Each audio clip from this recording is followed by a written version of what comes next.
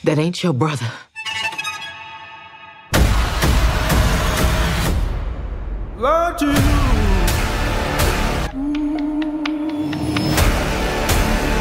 Assalamualaikum. Jangan pernah nonton film Sinners ini kalau kau nganggapnya film ini kayak film vampir lain. Enggak, beda coy. Gimana sih rasanya kalau horor dan sejarah, musik, blues, dan juga kutukan, spiritualitas dan kekerasan disatuin di satu tempat? Gimana kalau Ryan Coogler, si pemilik otak cerdas suksesnya Black Panther dan juga Wakanda, bikin racikan sedap film paling buas, paling mistis, dan paling gila? Jawabannya, Sinners.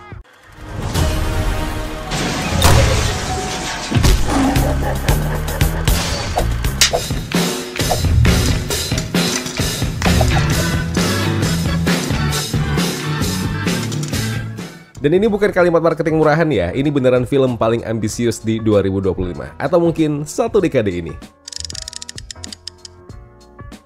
Mississippi Delta, era tahun 1930-an, Amerika lagi megap-megapnya. Tapi di satu juke joint kumuh tengah rawa, musik masih berdentum, orang-orang tuh masih joget, dan di sanalah film ini dimulai. Bukan pakai darah, bukan pakai gigitan dulu, tapi pakai denting gitar dan kaki yang bergoyang. Asik banget.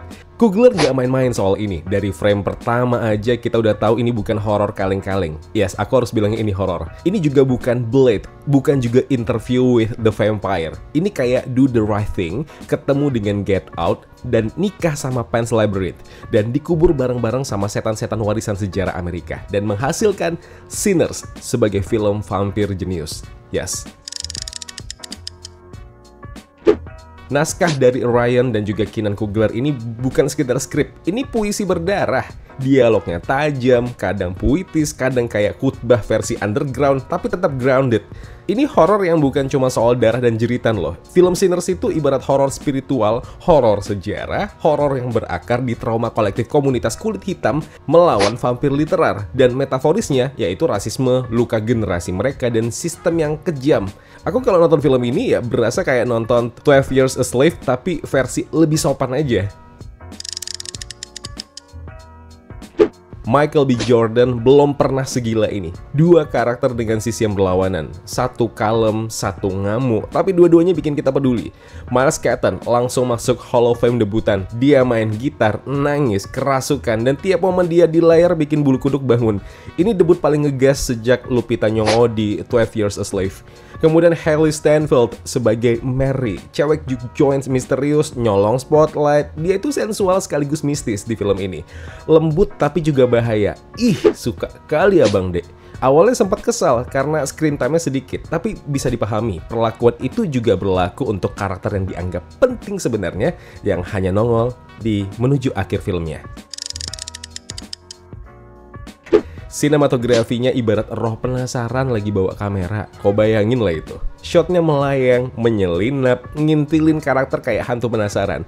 Warna merah di sini tuh bukan sekedar darah ya. Kalau kalian perhatikan banyak banget warna merah di sini. Bahkan itu seperti representasi lambang amarah, memori tiap karakter yang ada, baik karakter kecil maupun gede, dan tentu simbol pengampunan yang tertunda. Kalian akan paham narasiku ini kalau kalian udah nonton filmnya. Denger scoring di film ini tuh berasa kayak dengerin mantra.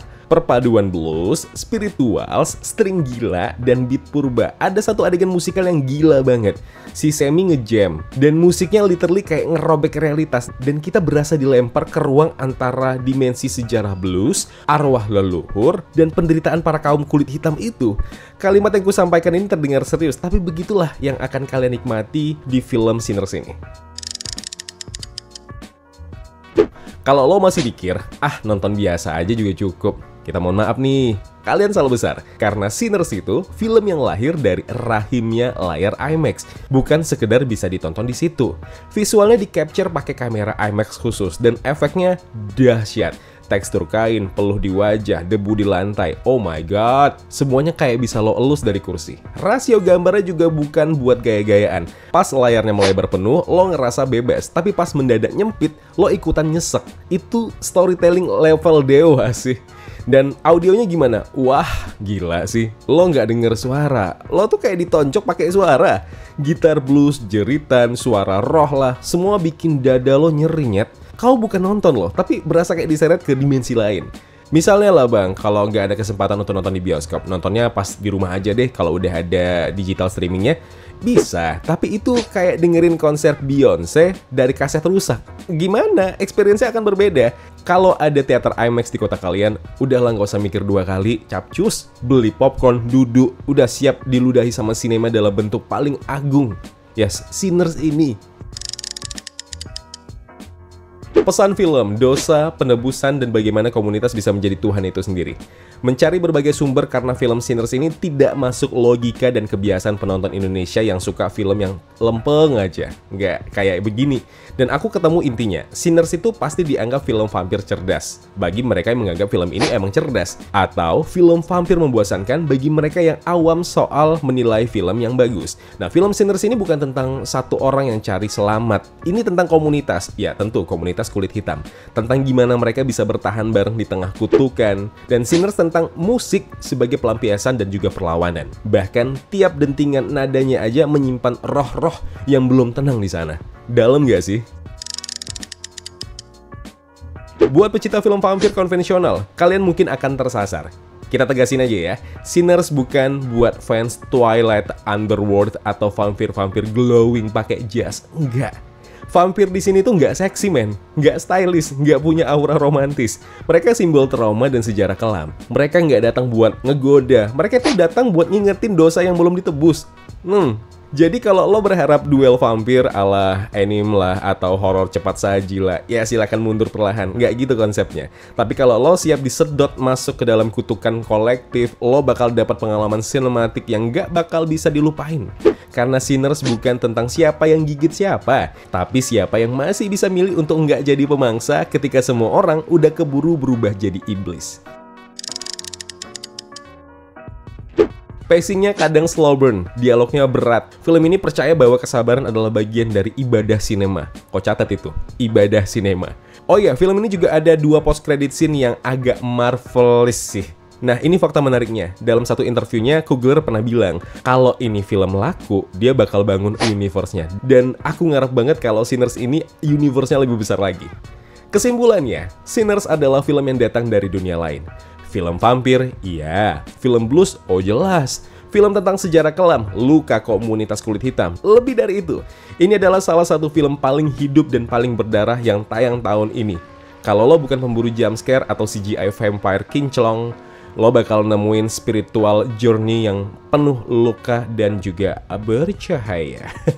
Like video ini kalau kalian suka, dislike pun nggak apa-apa kalau kalian nggak suka atau bahkan bingung sama film ini.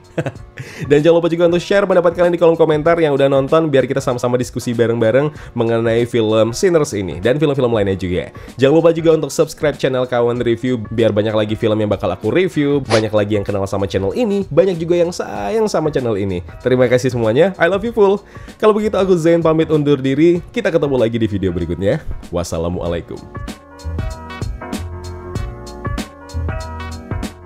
Ya kawan-kawan, terima kasih telah menonton video review ini. Jangan lupa klik tombol like-nya kalau kalian suka, klik tombol dislike kalau tidak suka. Klik juga tombol subscribe dan bel notifikasinya biar nggak ketinggalan review-review film terupdate lainnya. Kalau gitu, aku Zain pamit undur diri. Terima kasih, jaga kesehatan, tetap positif, dan jangan lupa bahagia.